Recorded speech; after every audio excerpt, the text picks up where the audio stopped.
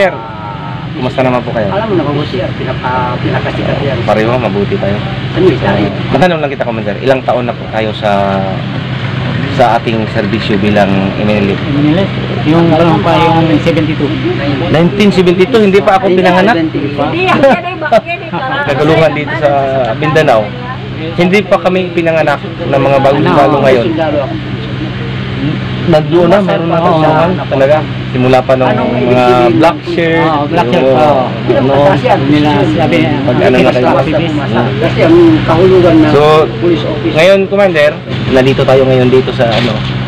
Ano ito ha? Hindi ako ang ano. Magtanong lang ako. Ano bang agenda natin o ano natin ba nandito? Gusto natin yung pag-usapan ngayon, yung MI at saka MN, ayusin natin. Ganun gusto namin. Hindi namin gusto namin mag-ano na magawaya-waya.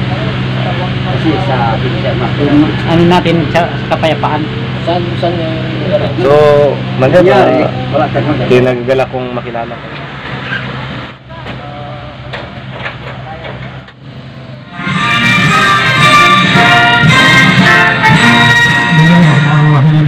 Buku madunin na sila kung amin rasa naman ito para matagayat halo sa pagkakato Commander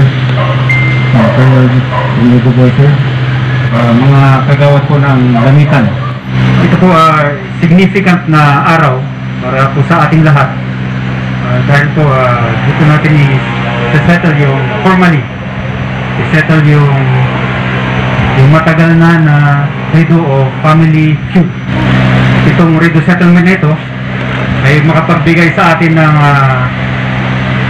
panibagong buhay at panibagong pagsasama tungo sa ikaunlad ng ating mga pamilya, ng ating mga kaibigan, ng ating barangay at ng Lamitan City.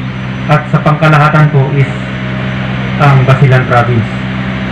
Welcome po sa ating lahat. Muli sir, magandang umaga. Sa lahat na nandito, magandang umaga sa lahat. Una, peace again sa mga namatay dahil sa reader nila sir noong 2019. Ang reason nito sir is yung baka sir, nakakain ng goma, so namatay yun sir. So, naisip ni Jose yung namatay na sir na nilason yung baka sir, which is pamilya ng mga katulong sir. So, doon nag-start sir. Hanggang lumalim ng lumalim, lumaki ng lumaki, marami na rin yung nadadamay. So, doon nag-start sir. Then, move tayo sir sa tatlong pamilya between Arasal family and Satalal and Judihal family. At Mudalan, si Kapitan Mudalan ng Parangbasa. And Satalal is from Simbangon, sir. So 2 years ago, sir, nakulong si Kulot dahil doon sa Kulot, Arasal, sir. Nakulong dahil sa drugs. And which is naisip niya, sir, ang nagsumbong sa kanya, ang nagpakulong sa kanya is si Sami Satalal. So doon nag-start, sir, nung nakalabas si Kulot, so naghiganti dahil doon nga sir na napakulong siya. Hanggang namatay si Sami noong 2018. And then lumalim ng lumalim, naghiganti naman itong sila Arasal family sir. So ang cause ng sir is gumanti yung Satalal family sir, which is namatay naman yung tatay nila Jetman sir. So bakit nadamay si Budalag sir? Dahil yung tumira is pamangkin ni Kapitan sir ng Parangbasa. So to cut it short sir, doon nagsimula lahat ang pangyayari sir. So hanggang ngayon, ito yung pagkakataon na nadala natin sila dito sir. Siguro sir, banggitin ko lang yung pinakamahirap na part sa lahat ng pamilya sir. Dahil kami yung siguro directly na nakakausap nila sir. Pinakamahirap na part sa lahat ng pamilya is yung ipaubaya natin yung sakit. Kalimutan natin yung sakit, ipaubaya natin alang-alang sa mga new generations ng ating pamilya, sa mga tao sa buong barangay para sa ikabubuti, yung continuous yung concept, maibalik na rin uli yung kumbaga yung samahan sir ba na dati ganun naman talaga lahat. So yun yung pinakamahirap nilang kumbaga tanggapin ang lahat na lang yung nangyayari sir. So that's it sir. Sa muli, I'm First Lieutenant Zulueta, yours truly. Magandang umaga. Sa inyong lahat po, saksihan po natin ang Rido sa araw na ito na dito na po hahantok at puputuloy ang saysayang nilang nakaraan. Babasahin ko muna ang Rido settlement between Alin and Gadong family of Barangay Legbo, Lamitan City, Basilan Province. Situation severely undermined the well-being of the people residing at that barangay. Now, therefore, in considerations of peace and support to the government programs towards security and good governance and development of all parties, agreed, number one, that the Rido settlement is entered into by and between the family of Alim Gadong and the residents of Barangay Legbo and the family of Alim. That this settlement is facilitated by the Committee on Rido Settlement of the 68th Infantry Kaagapay Battalion, Philippine Army, the local governments of Lamitan City and the involved barangay, and the Moro Islamic Liberation Front, that after having set their hands this day, the Rido settlement shall take effect immediately. Selo mainin saksihan TV tulus ikhlas siya karena Allah subhanahu wa ta'ala in parkala ini dengan dene dok magsulut-sulut ni siya dok welcome dene ini tekka pengurung parinta si pesungan dok siya pengan janji nabang tekka tatarangan parintahin si parinta teri dok din siya ini si Taasayan 68 IB Pagkokanan Pente Lutan Tianak Housing in siya sa murong may technical committeehin Pente sihat antara polis sampai si court iya pagsalasaynin o puklas niya lawinin ne duk pagsalam-salam tadi siya lawinin minulia wa Allah subhanahu wa ta'ala may malaikatin kegan si kitabi si main lawinin pagsulot-sulot ne penuhutan dume kanakan tabi kandahan tabi Amarin Taslimin Alim, Najal Taslimin Alim, Sami Angeline Alim, Kamal Taslimin Alim, Otto Aklun Isdi,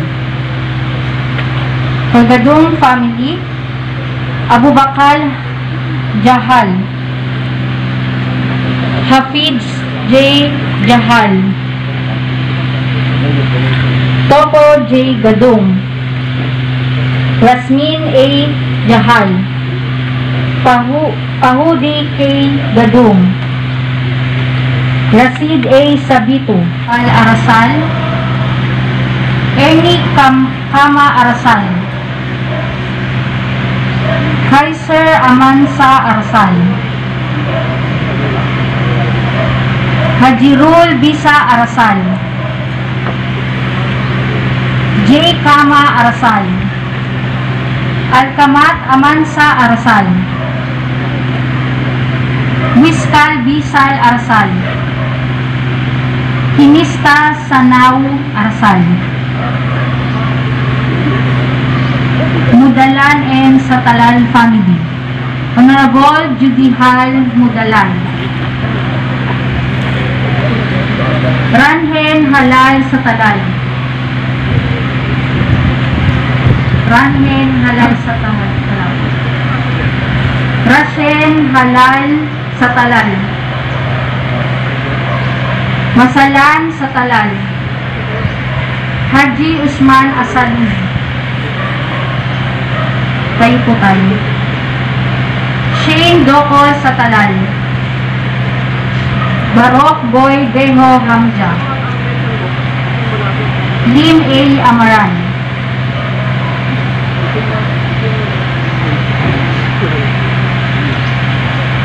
Rasan M. Dokon, Maaari na po tayong maupo. Bismillahirrahmanirrahim. Alhamdulillahirrabbilalamin. Wassalatu wassalamu ala asrafil anbiya'i wal mursalin. Asyhadu an la ilaha illallah wahdahu la syarika lah. Lahul mulku wa lahul hamd, yuhyi wa yumiitu wa huwa ala kulli syai'in qadir. Alhamdulillah, selalu ini natinina terakit wa Allah subhanahu wa ta'ala atinin magsul-sul sampai nako ni Al-Quran. Bismillahirrahmanirrahim. Innamal mu'minuna ikhwatun fa'aslihu baina akhwaykum. Asapin Allah subhanahu wa ta'ala kita biasa maghukum kinai. Asa terakit hatinin bangnia ganta gay pagsulutan si antara baina penis antara. And now let's proceed for the signing of legal settlement.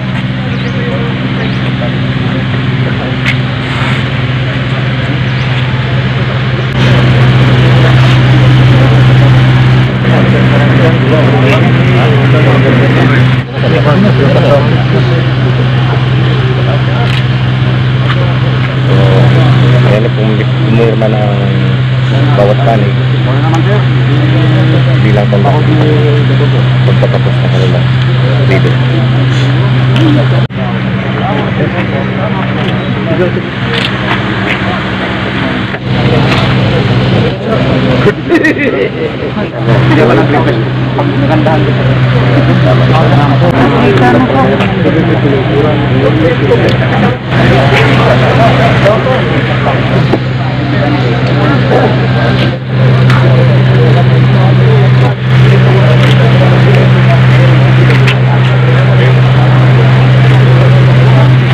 NPM pagtunay kelasan itu dan kita bisa saya kan begitu sendiri. Ada pesawat kami sekarang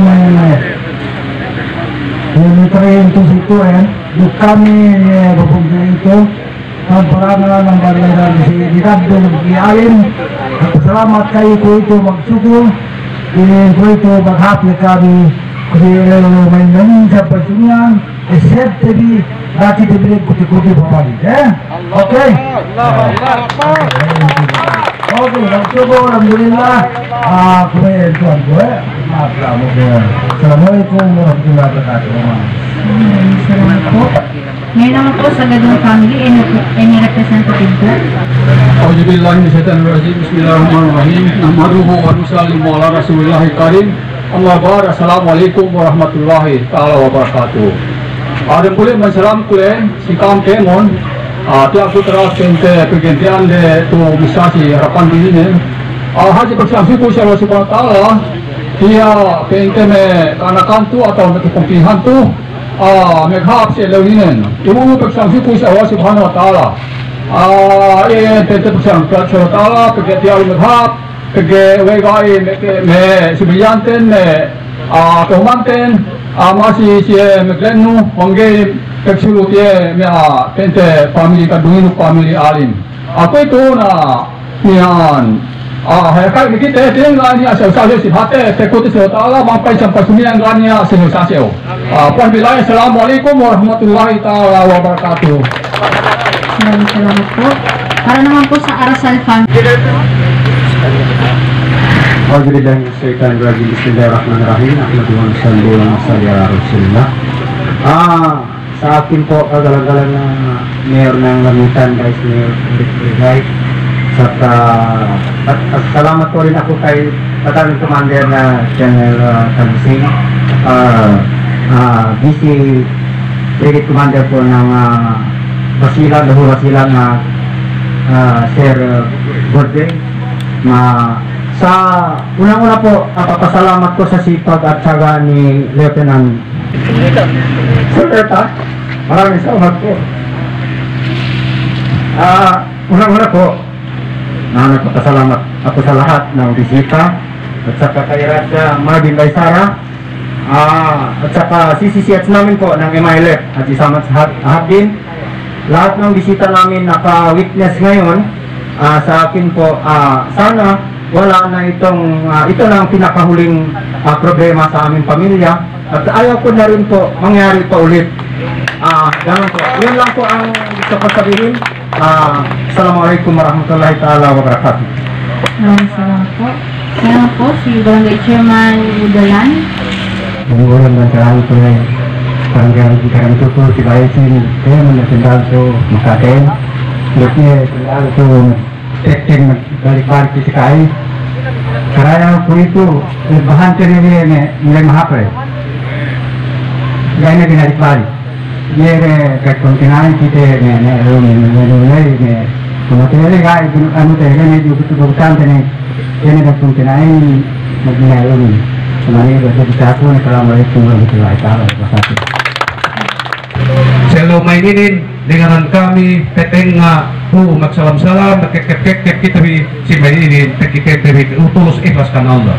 Amban family alim peteng kang pitu do family gandong peteng kang pitu kesaksi atek-kip tek mulia-mulia syahadat tente kesaksian sen lumay mainin dia tak sulut-sulut pilih.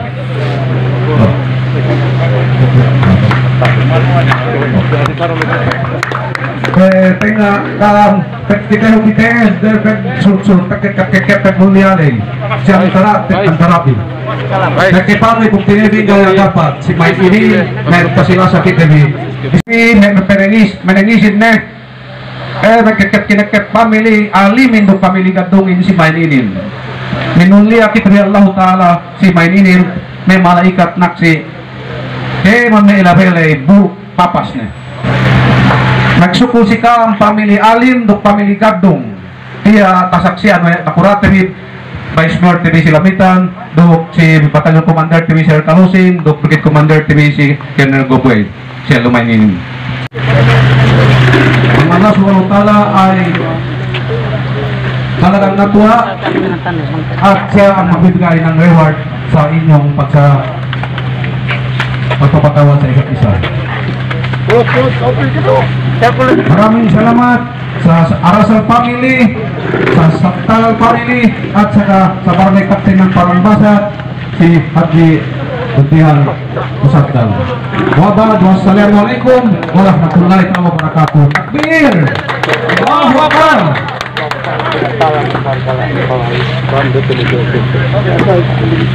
Udah anak pun entah pun mau kita untuk Hindu tidak mungkin sendiri kalau saya mulai berhubungan dengan mati. Saya pun kena itu jangan untuk kerja online jadi juga murmuran jadi sama.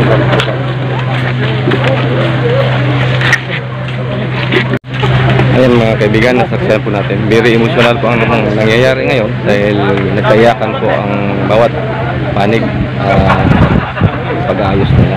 So, ngayong araw, natuldukan na rin yung matagal na nilang alitan sa simula na maliit na higuan.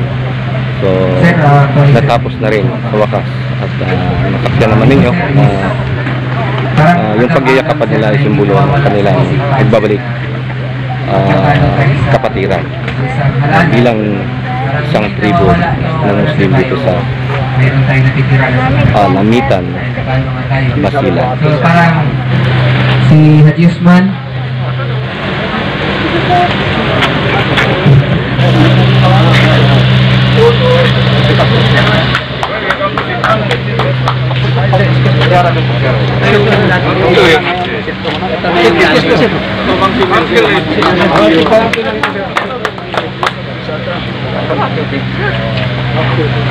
Okay deh.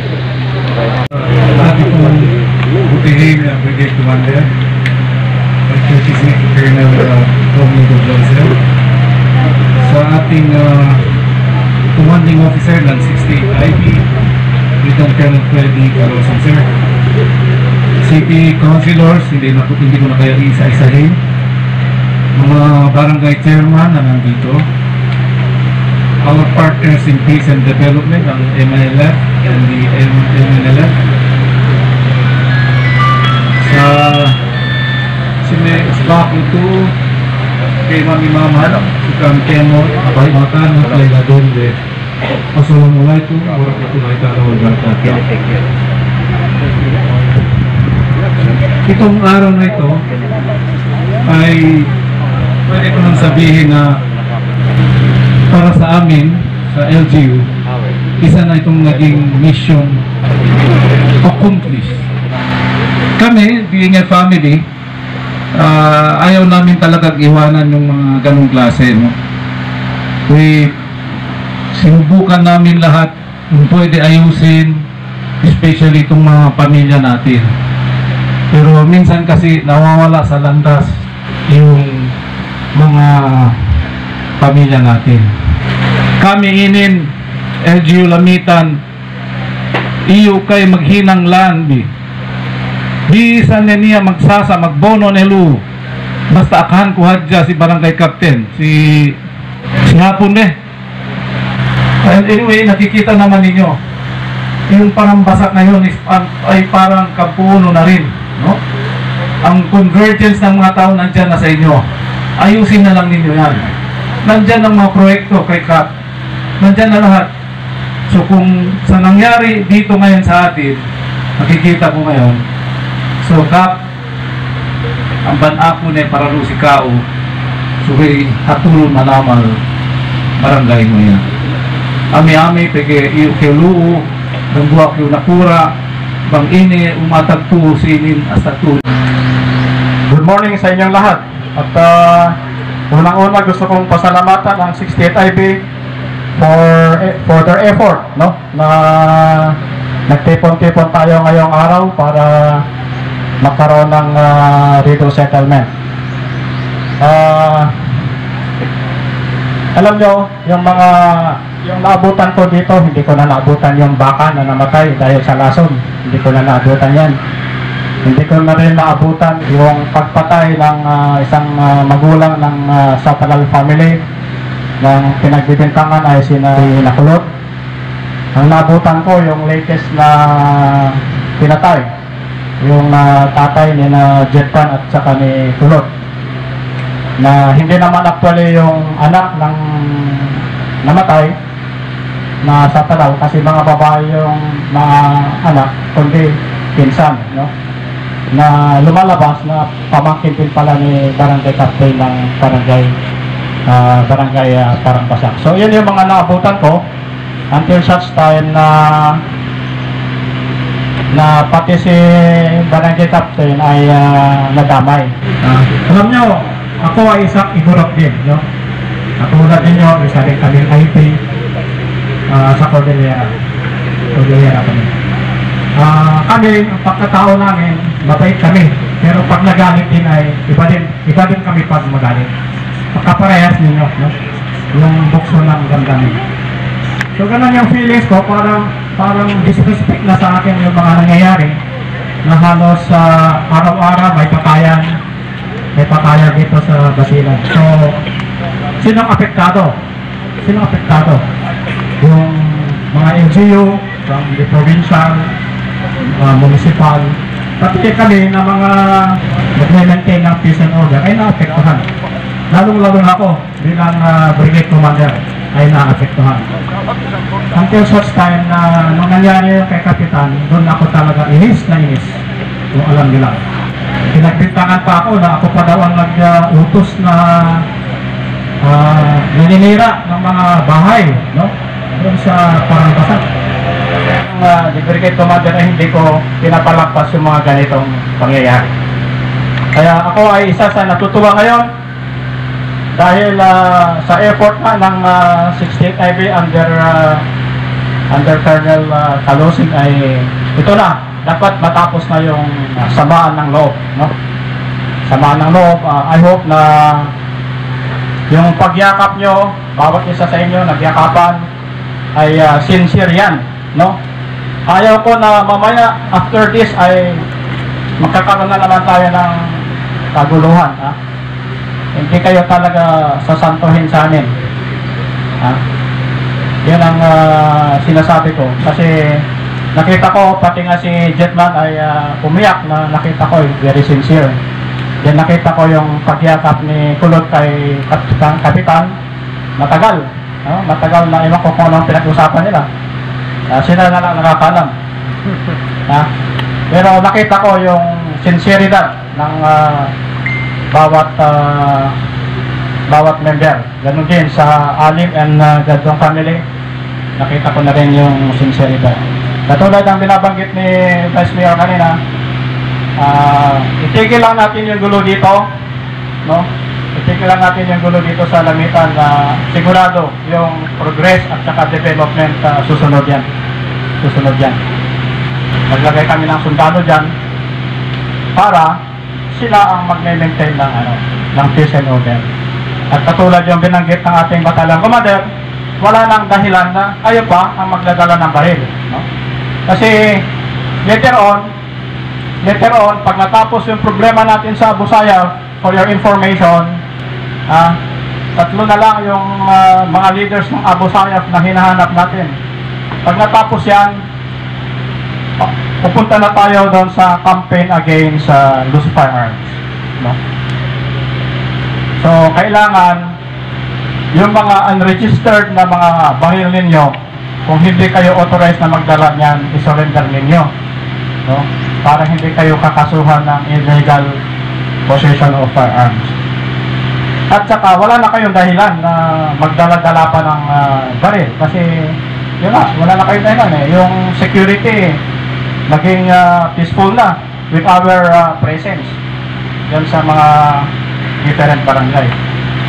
Ganun lang, lumalakas yung relationship namin, yung military at saka MLF, yung military at saka MNLF, kasi because of this, yung Bangsamoro Organic Law nga, na meron tayong existing na batas na yung MNLF at saka MILF ay government na rin yan, no? Pare-parehas tayong gobyerno, so dapat magtulungan tayo i-maintain ang peace and order dito sa respective areas natin, sa barangay, sa munisipyo, at saka sa buong Basilan. Okay ba tayo dyan? So, tuloy-tuloy itong ating effort. Katulad ng nabanggit ko kanina, sana itong resettlement na ito ay galing sa sarili natin puso, galing dito sa loob, no? Dahil wala din naman makikinabang kung di kayo na hindi kami. Kasi ang mga sundalo ninyo ay hindi naman forever na andi dito kami sa Basilan, no? Magre-retire kami, wala na kami dito. Pero makikinabang dito sa effort natin ay kayo, yung mga anak ninyo, yung mga apo ninyo. Sinabi ko nga doon sa assumption ko na ako ay isang I'm a peaceman, no? Kung kailangan natin i-settle peacefully yung mga gulo-gulo ay gawin natin. Pero once na nagtumigas ka, yun naman kami, talagang hahabulin ka namin, no? Hindi ko na pahabain. Ako ay natutuwa sa nangyari ngayon. Ang isipin ninyo, ang mga sundalo ninyo ay kasama ninyo, no? Kasama ninyo sa peace and progress. Kakampin nyo kami. Hindi nyo kami kalaban, no? Kakampin ninyo kami, kaibigan nyo kami, at kami ay kapwa ninyong Pilipino. Maraming salamat. Guys, dito na tapos ang ating vlog ngayon. So, nagkasundo ang dalawang panig, nagkaayos sila, nagyakapan, nag-iyakan, at naglabas ng kanilang totoong saloobin. So, sa direktang pagkasalita, natapos, natuldukan ang kanilang rido. At yun po ang ating inasahang lahat na hindi na mangyayari dahil tuldukan na. So, hindi na mangyayaring magkaroon pa ng hidwaan o gera sa bawat panig, sa dalawang panig. So, guys, maraming salamat sa panonood nyo. Maraming salamat sa pagtatagal nyong panonood. Kung hindi ka pa nakapag-subscribe, tirahin mo na, subscribe ka na, at siyempre hit mo na rin ang notification bell para lagi kang updated sa ating mga susunod na videos. Maraming salamat. Bye.